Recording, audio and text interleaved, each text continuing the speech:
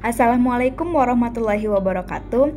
Hai semua, aku Azahra Aulia Zafira. Jadi di video kali ini aku akan membahas materi fisika tentang kalor dan termodinamika. Apa aja sih yang akan kita bahas di materi ini? Simak video ini.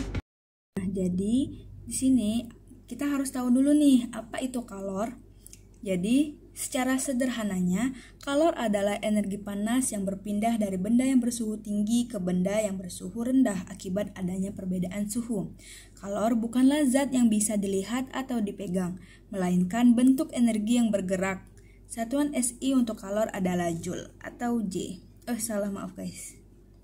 Nah, ini kita bisa lihat rumus perpindahan kalor itu Q sama dengan M dikali C dikali delta T. Kita ketahui di keterangannya yaitu Q banyaknya kalor yang diterima atau dilepas oleh suatu benda atau Joule satuannya. Terus yang kedua itu M. M adalah massa benda yang menerima atau melepas kalor dalam satuan kilogram.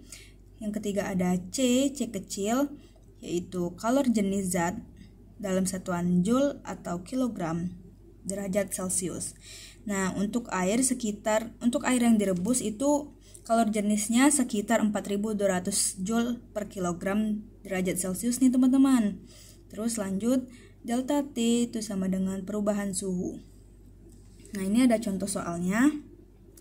Untuk memanaskan 1 kg air dari suhu 20 derajat Celcius hingga 100 derajat Celcius, kalor yang dibutuhkan adalah, ini kita diketahui masanya, suhu awal, suhu akhir, dan yang ditanya adalah kalor atau Q.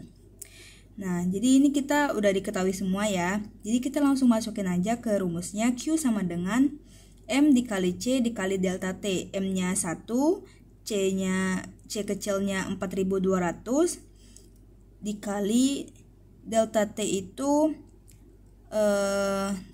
T2 dikurang T1, 100 dikurang 20 jadi 80 derajat Celcius, jadi 4200 dikali 80, jadi dia 336.000 Joule. Kita lanjut ke menghitung kapasitas kalor. Nah, menghitung kapasitas kalor ini ada rumusnya. Rumus pertama itu C besar sama dengan Q per delta T. Dan yang rumus kedua C besar sama dengan M dikali C. Karena kita diketahui kalor dan delta T-nya, jadi kita pakai rumus yang pertama. Jadinya C sama dengan Q per delta T sama dengan 3360.000 per 80. Jadi C besarnya kita dapat 4200 Joule per derajat Celcius. Kita lanjut ke perubahan wujud zat dan perhitungannya. Jadi perubahan wujud zat terjadi ketika zat menyerap atau melepaskan kalor pada suhu tetap. Beberapa perubahan wujud yang umum adalah mencair, padat menjadi cair memerlukan kalor, membeku, cair menjadi padat melepaskan kalor, menguap, cair menjadi gas memerlukan kalor, mengembun, gas menjadi cair melepas kalor, menyublim, padat menjadi gas memerlukan kalor, dan yang terakhir yaitu mendeposisi atau mengkristal, gas menjadi padat, ia melepaskan kalor. Kita lanjut. Jumlah kalor yang terlibat dalam perubahan wujud dihitung menggunakan rumus Q sama dengan M dikali L.